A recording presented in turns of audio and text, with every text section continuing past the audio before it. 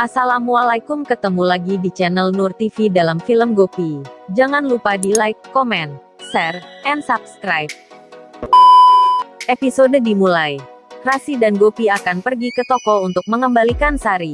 Tetapi, tiba-tiba Kokila menghentikan Rasi dan Gopi. Kokila mendekati Rasi dan Gopi. Kokila berkata, "Mau kemana kalian akan pergi?" Rasi pun berbohong pada Kokila. Rasi mengatakan pada Kokila, "Kami akan menjual sari pada desainer B, karena sari ini tidak muat padaku." Kokila pun merasa curiga pada Rasi, dan menegur Rasi. Tiba-tiba bel pintu berbunyi. Rasi membuka pintunya. Rupanya Teja, seorang desainer, kembali datang ke rumah keluarga Modi, karena ia lupa mengambil tas satunya lagi. Rasi pun terkejut melihatnya. Hetal meminta desainer untuk masuk ke dalam rumah. Desainer pun masuk ke dalam rumah. Rasi pun menjadi khawatir. Rasi mengatakan pada desainer, "Aku ingin menjual sari ini, karena aku ingin mengambil sari yang lain." Desainer pun setuju membeli sari Rasi. Desainer memberikan uang pada Rasi. Rasi pun tersenyum. Tiba-tiba Ahem pulang dari kantor. Gopi merasa bersalah pada seorang desainer. Gopi pun langsung mengatakan pada Kokila, "Bu, aku ingin mengatakan sesuatu pada desainernya." Kokila berkata, "Ya Gopi, apa yang ingin kau katakan?" Gopi secara perlahan mengatakan, "Sari itu telah robek pada saat aku memakainya. Aku meminta maaf padamu desainer untuk itu. Tetapi aku telah menjahit sarinya." Kokila, Hetal, dan lainnya pun terkejut mendengar perkataan Gopi. Kokila dan Ahem menegur Gopi. Desainer itu pun memeriksa sarinya, dan ia tidak melihat ada sesuatu yang robek di sarinya. Desainer berkata, "Wow Gopi, kau telah melakukan pekerjaan dengan baik." Gopi mengatakan, "Maksudnya?" Desainer mengatakan, "Aku menyukai jahitanmu. Aku akan menggunakan desain ini di sariku berikutnya. Aku ingin memberikan gaun ini untukmu." Gopi mengatakan, "Tidak, terima kasih desainer." Desainer meminta Ahem meyakinkan Gopi untuk mengambil sarinya. Desainer berkata pada Ahem, "Tuan Ahem, ambillah sari ini untuk istrimu. Karena ini sari yang paling mahal yang pernah aku buat." Ahem melihat ibunya memberi isyarat padanya, agar Gopi menerima sarinya. Ahem pun meminta Gopi untuk mengambil sarinya.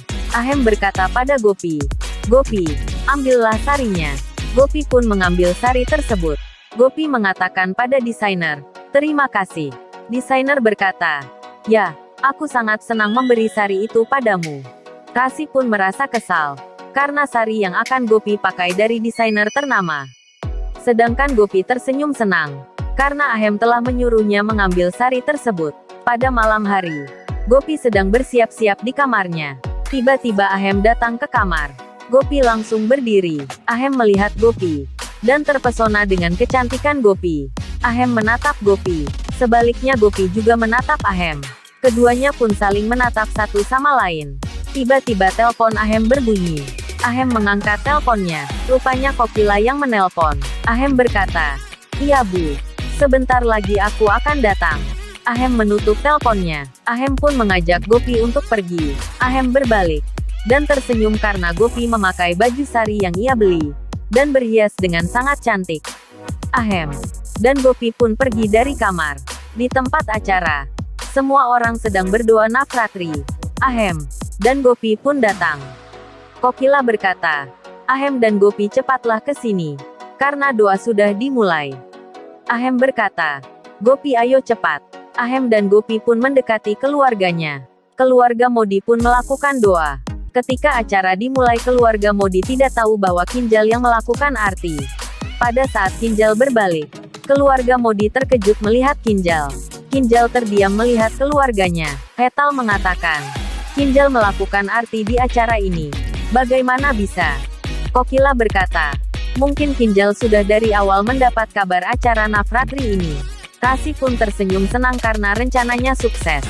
Ahem pun marah, dan mendekati Kinjal. Ahem berkata, "Kinjal, apa yang kau lakukan di sini?" Kinjal mengatakan, "Kak Ahem, aku tidak perlu menjawab pertanyaanmu, karena aku tamu kehormatan di sini."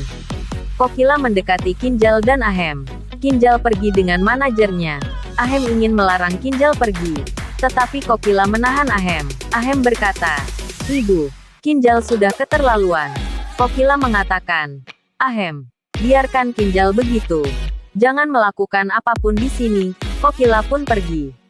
Di sisi lain, Rasi sedang menelpon ibunya untuk memberitahu apa yang terjadi. Urmila pun sedang menuju acara Navratri dengan menaiki bajai. Urmila mengangkat telepon Rasi. Urmila berkata, "Ada apa Rasi?" Rasi mengatakan, "Ibu ada di mana?" Urmila berkata, "Aku sebentar lagi sampai."